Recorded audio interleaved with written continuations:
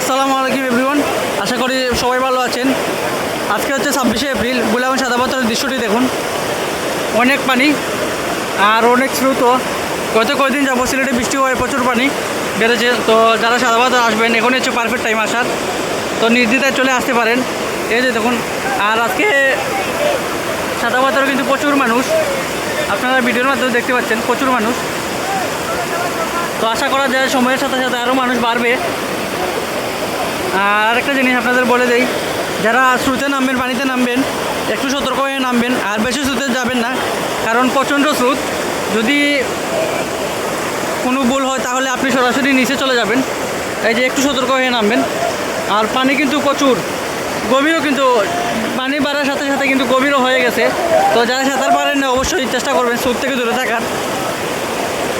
আর পাথরগুলো খুবই পিচ্ছিল, তো একটু সতর্ক থাকবেন সাদা পাথর আসলে। আর এখন হচ্ছে পারফেক্ট টাইম, যদি এই টাইমে না আসেন তাহলে এই ভিউটা উপভোগ করতে পারবেন না। তো আপনারা সাদা পাথর আসুন, আমি বলবো ভিউ উপভোগ করতে চাইলে সাদা পাথর আসুন, এসে দেখা যান দৃশ্যটি, অসাধারণ ভিউ, যা মন ছুঁয়ে যাবে আপনার।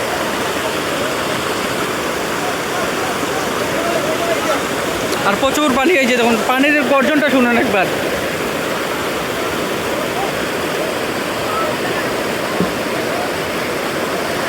চারিদিকে পানি আর পানি।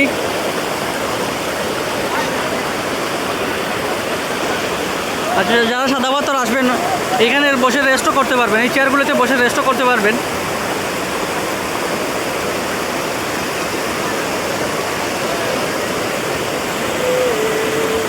আর পাহাড়টা মেঘলা থাকার কারণে তেমন একটা ক্লিয়ার দেখা যাচ্ছে না, তো আশা করা যায় রোদ উঠলে ক্লিয়ার হয়ে যাবে।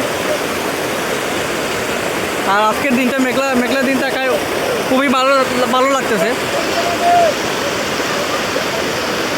দেখুন অনেক মানুষ এখানে গোসল করতেছে।